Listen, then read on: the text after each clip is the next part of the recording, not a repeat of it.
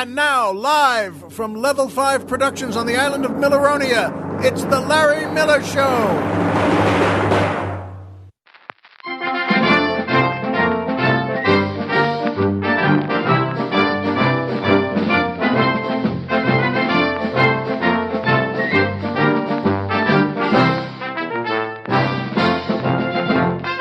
Good evening, Mr. and Mrs. America, and everyone who's ever had too much to drink in Georgia.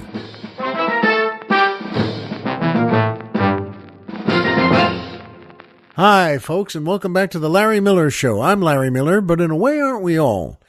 And boy, is it good to be back on Milleronia. I love it here. Yes, I know, I own the whole island. Yes, I know, I designed everything.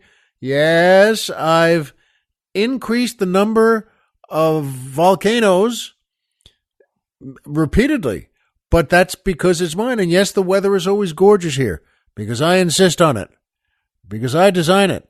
But you know what it is? It's great to be back, and Colonel Jeff is happy to be back here. And boy, it's wonderful. We get happy here, and especially talking to you and doing my show here like this. And I love it very much. And of course, that music always makes me even happier than I would have been. That's the Burt Reynolds Orchestra and the Sally Field Dancers featuring boy tenor Jerry Reed asking the musical question, Bandit, you got your ears on? Yes, that was my impression of Jerry Reed. I'm not a great impressionist, but I love that guy. And by the way, he does. He still has his ears on, even though the great Burt Reynolds passed on, about a week and a half ago. I've been looking forward to saying that. Good for you, Burt. Oh boy. And I'm going to be talking about him later. And but it means a lot to say that. Good work, Burt. You were so good. And if there's ever been anyone who had a better mustache above a better smile, I don't know who it is. Well, maybe it was me. I had a mustache once or twice in my adult life, so maybe it was me. But no, I'm just being silly, of course. It was first and last, always Bert. And by the new Larry Miller store. That's right. I'm so proud of this place because we have such good stuff. And you know what? Buy some. Yeah, I guess there's no subtler way of saying that. You know what, though? Go to the new Larry Miller store. And to get there, by the way, you could go through a variety of complicated computers and iPhones and things like that. But don't. Go to our website. LarryMillerPodcast.com. Who's on the mountain? Tom Mix. Boy,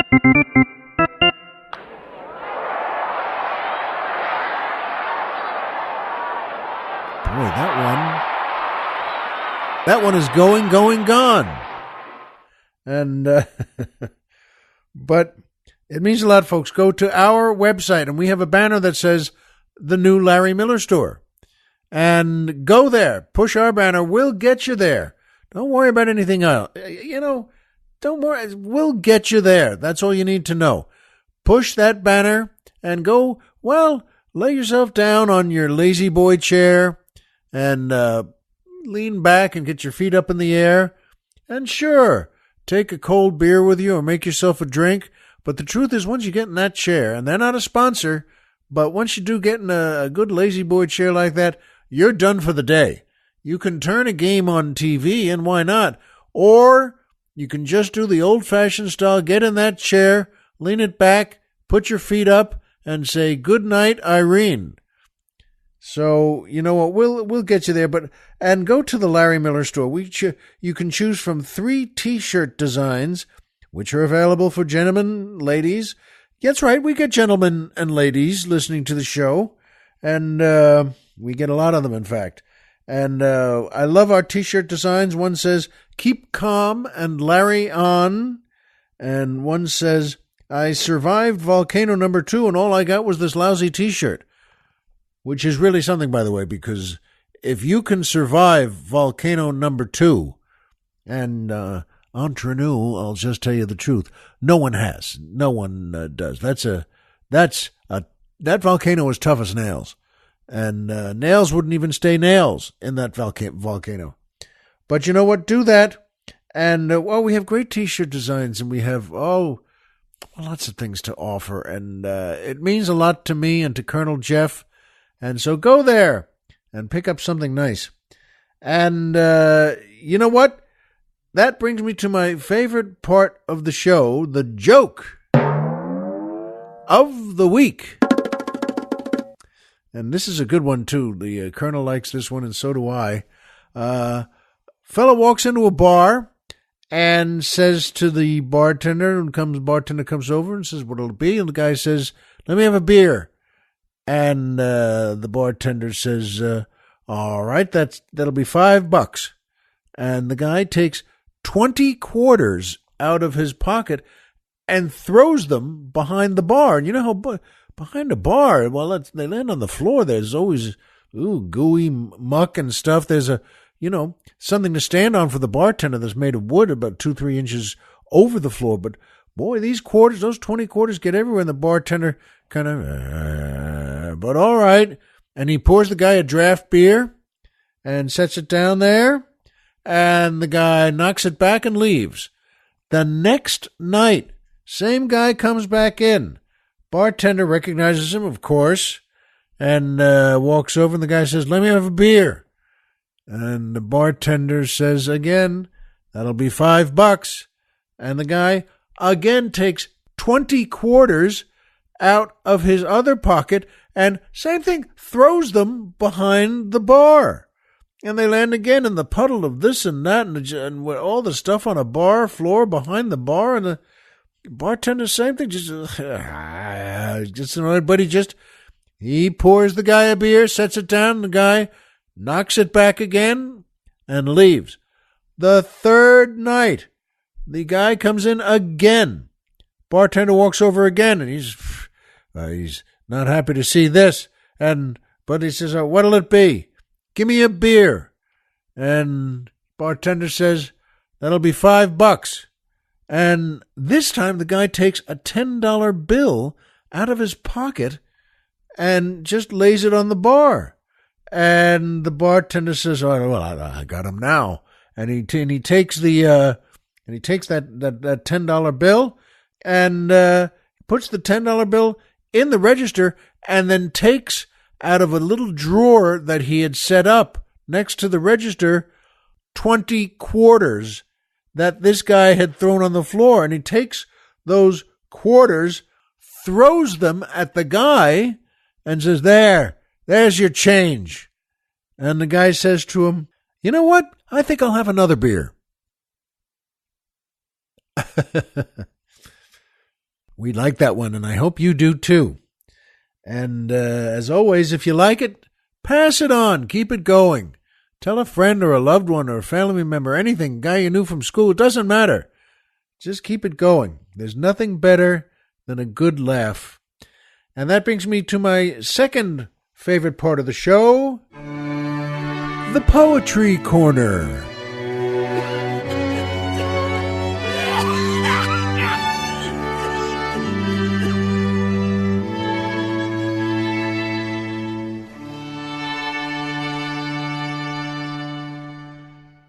Music is always lovely. And this poem is very good. The name is Georgia by Robert Loveman, who was an American poet, lived from 1864 to 1923. He grew up in Georgia and went to school there and then the University of Alabama and wrote the very famous poem, The Rain Song, also known as April Rain. And that, by the way, inspired Al Jolson's famous song, April Showers. May come your way in April flowers, they bloom in May. Is that it? How do you like that? Didn't know I knew that. But, the Colonel and I both said, we'll read that to you. That was a very big poem for Robert Loveman. And I think this is also. It's called Georgia. From the mountains to the sea, where her rivers roll, there I ever long to be. Oh, my heart, my soul, by her meadows let me lie, in her vales remain, underneath her roof-tree sky, watch the shadows wane. Georgia, land of our delight, haven of the blest, here by happy day and night, peace enthrones the breast. Georgia, Georgia, dearest earth, underneath the blue, clime that ever giveth birth to the brave and true. Isn't that nice? And as you can tell, perhaps, it seemed that going with Georgia was a good theme for tonight. And, well, you'll know why now also. To tie it all together, it's time for my third favorite part of the show, the Magic Movie Moment, MMM.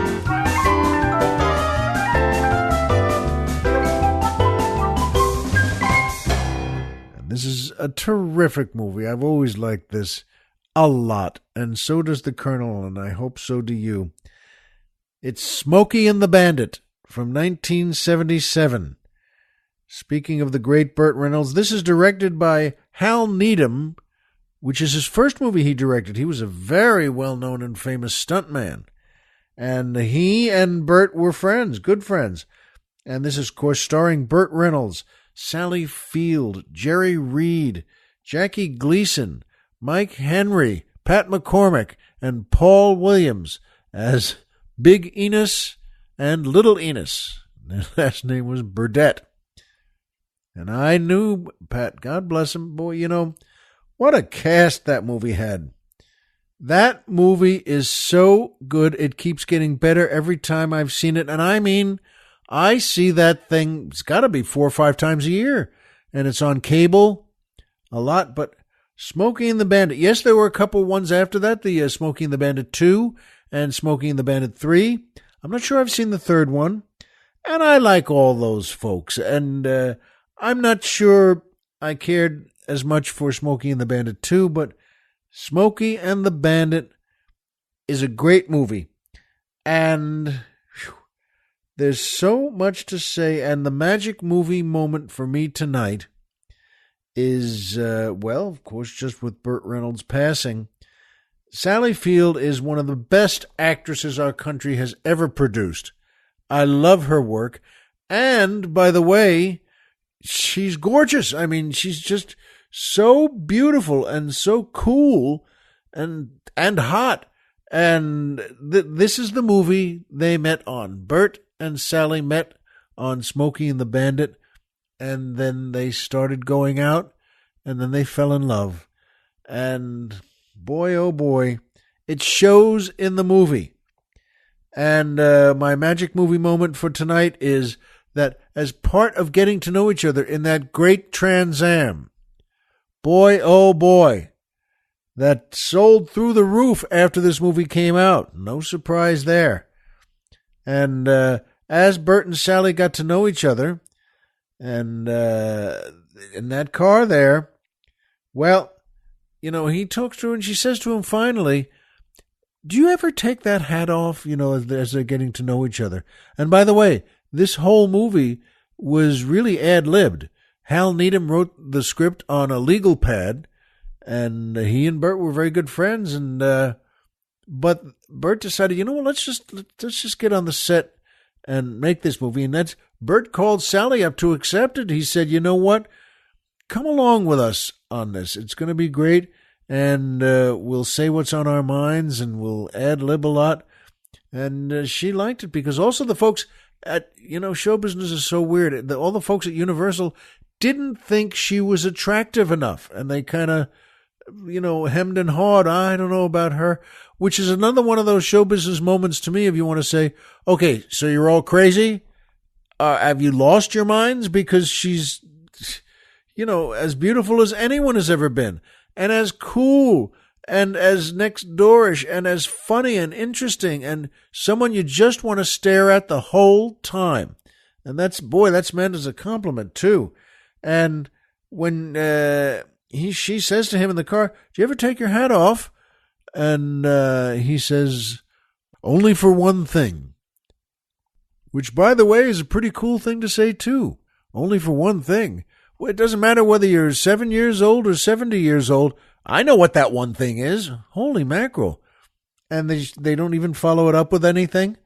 And a little later in the movie, when they take a break by the side of the road and stretch a little, and she stretches, and she's a dancer in the movie, a Broadway dancer, and she stretches around there, and at one point they go out and they get to know each other a little bit more there. And you and I are falling for them, falling for each other, even before they know it. We know it as the audience. And at one point she says to him, I think they're leaning on a fence post, and she looks at him and says, "Want to take your hat off?" And folks, if that's not the most romantic, sexiest thing you've ever heard, it is to me, and it is to Colonel Jeff. And how nicely done in a movie where they don't show anything. I don't even think we ever see them kiss. But she says that and looks at him, and he looks at her. And then, holy mackerel, folks, later on in movie terms, well, you figure, I suppose, that's a little later, just a half hour, 40 minutes later. And they're back in the car. We don't even see them get back in the car.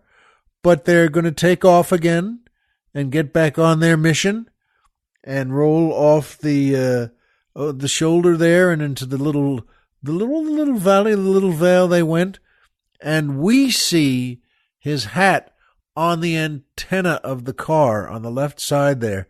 And it's just hanging there. And as he turns the car on, boy, that great Trans Am, and they pull away, his hand just reaches out, takes the hat, and puts it back on his head. And you know what? I think that's just a terrific movie and a great moment from it. If you haven't seen Smokey and the Bandit, see it. You're going to really be glad you did. And by the way, turns out this was Alfred Hitchcock's favorite movie. And in case you don't think it has the depth and the guts to really appeal to a great storyteller, it does. If you haven't seen it, see it. And if you've seen it like me 30, 50 times, see it again next time it pops up on one of your, internet stations or cable TV stations. See it. Whew. Want to take your hat off? I hope you've seen and lived moments like that. But that one works for me like no other. And you know what? I've had a terrific time in Georgia. I've been there many times as a comedian, as an actor, and I always liked it there. In fact, I just remembered that I used to work for the Coca-Cola Company. I did a show for them in their. They have a stadium. It's about 15,000 people it holds. So it's not like a gigantic football stadium, but yeah, it was a nice place. And I enjoyed doing shows there for them. And oh boy, it was just a great state. And there was a great comedy club there. I worked many times. The Punchline in Atlanta. I worked there many times, in fact. And in fact, I remembered a story I just told the Colonel before, that they were there, Dave and Ron D'Annunzio and Dave Montesanto. And boy, we all liked them. All the comics really liked them. They were from Cleveland, and they really knew how to open a club and keep it running. And they would go out. They could go out 6 nights a week, and they did. And I mean, they'd go out. They could drink some. They knew places to go, and I went with them many times. And this one night at the club, by the way, during the show or before the show, they mentioned to me, hey, we have so-and-so is coming by who was a big drug dealer in the whole area there in the southeast, but he was a coke dealer. And they said to me, so just to let you know, he's coming here, he's watching the show. And that was from just on the other side of their office on the second floor. There was a balcony area with 2 or 3 tables set up. No one else ever sat there, just, well, friends of theirs or family or folks like that. And so they said, we just wanted to let you know. And I said, well, thanks, because they didn't want me to, well, say something that would get me killed. But, I mean, that was fine. And after the show, one of the managers came by to me and said, go up to their office. The guy wants to meet you. And, okay, all right, well, so I did. I went up there, and he was thin and wiry, tough looking. And I guess no surprise there, huh? And he had good clothes on. And he was there with a couple of young women, and they had good clothes on too, though. Probably not for long, but I mean, and he said to me, and he didn't, interesting, he said he wanted to say, very good, very good. And he nodded to me. And we didn't shake hands. I remember that struck me. He didn't hold his hand out. This is not the type of guy who ever wants to be held or touched by anyone he doesn't know. And he said, he motioned, come here. And this was in their office behind those balcony seats there. And he took out a little mirror and opened a little casing and put some cocaine on the mirror there in 4 or 5 lines. And I didn't know, but I think those were pretty big lines. And he said to me, very good tonight. And he held his hand out and gestured to the cocaine there. And he had a tube that he held out to me. And I said, oh, thank you. I don't, but thank you. Thank you very much. Folks, he was thunderstruck. I don't know if a guy like this ever gets thunderstruck, but I mean, when I said, no, thanks, and he looked at me, what human being, he was wondering, on earth would ever say no to that? Well, he was looking at one, and he said, no. And I said, well, yeah, thank you, Ian, but I can't, I don't, thank you, and thank you very much, though. And he looked at me now, and after about 4 or 5 seconds of silence, he said, you're Jesus Christ. And he had a little speech impediment there. I don't think anybody would have ever pointed it out to him, but I thought at the time, you know what? I thought that was one of the funniest things I'd ever heard from a guy, well, who's a pretty prominent, tough guy. And that was his reaction to me not taking his stuff, his product, and not just saying that, oh, thank you, and then just snorting up a bunch, you are Jesus Christ. And that's his only vision of someone who would say no to that. That's how he's saying, that's how high and lofty you are to not take this. But you know what? I will never forget that moment. And I used to go with Ron and Dave. They would go out to all the places in the area. They're in Atlanta. It's a big city. And the surrounding areas still in Atlanta have sometimes different town names, but they're part of Atlanta. And we were there a bunch to this place. Can't remember the name of it, but I remember it was underneath the Jewish war veterans. And there was a building there, just 2 stories, and underneath that, though, the owners of the club, had built a huge nightclub, dance club, nightclub. There was a restaurant there too, not a fancy restaurant, but you could get pizza and meatball heroes and things like that. And it was a good bar to stand there and drink for 8 hours. And I'm not bragging about that, but they did. And I did with them in those days. Well, we were comics and we were younger fellas then. And, boy, I'm telling you that you could stand there. And one of those nights, my friend Steve, who's a great comedy writer and producer, Steve Scrovan, he's just a great guy. And he was on the show too. And he was there all night too. And at about 8 in the morning, Ron said, "Okay, let's go." And he said, "I'll drive you back to your hotel." And okay, that sounds good. And I forgot, we went over to the kitchen window there and ordered a pizza for the ride to the hotel. And in case you were wondering, and you know what? We did that. We took it to the car. Now it's 8 in the morning, and this is a weekday. I think this was a Wednesday or a Thursday, and it's rush hour. Now it's 8:20. 8:30 in the morning, we get into Ron's car, which was a Cadillac Eldorado, I think, and kind of brand new.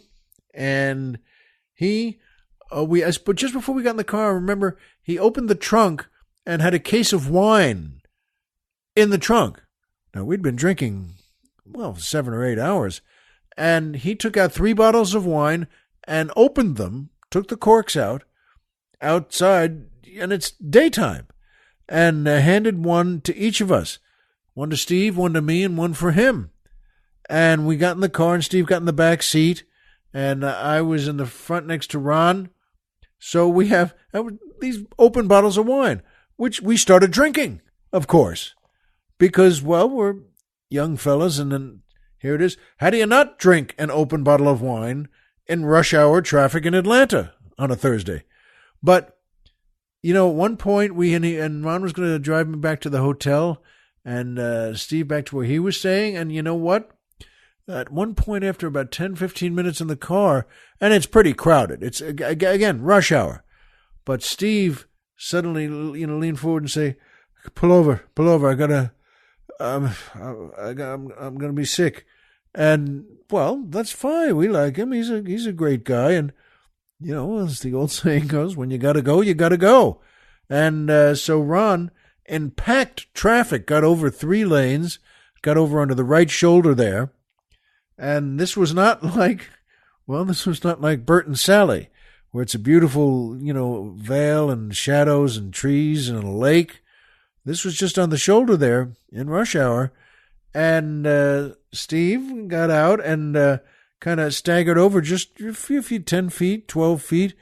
And, he was sick. He threw up for a while. And Ron and I, as we ought to do, maybe you would have done the same thing. We're standing outside just looking around, taking in the morning air, and drinking out of our open bottles of wine.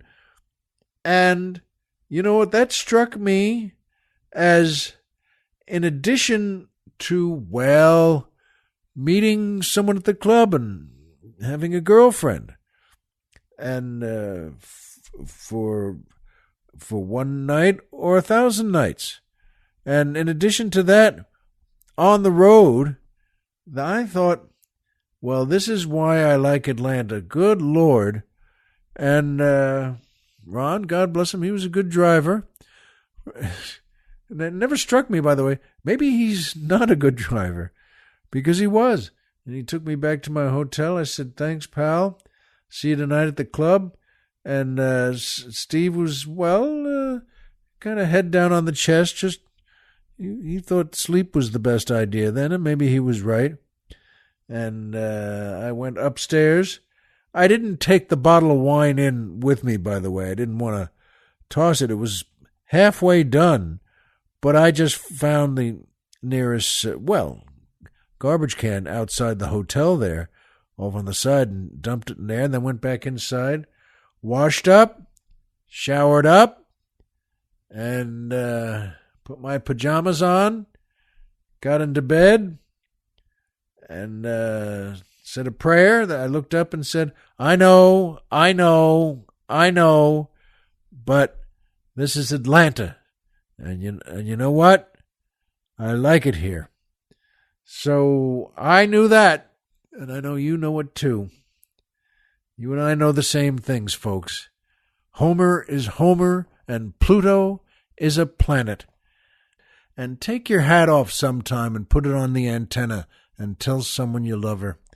So remember, as always, if you walked out of bed today and had a job to go to and a home to come back to and someone there who cares about you, folks, the game's over and you've won. Be well, and we'll see you here next time.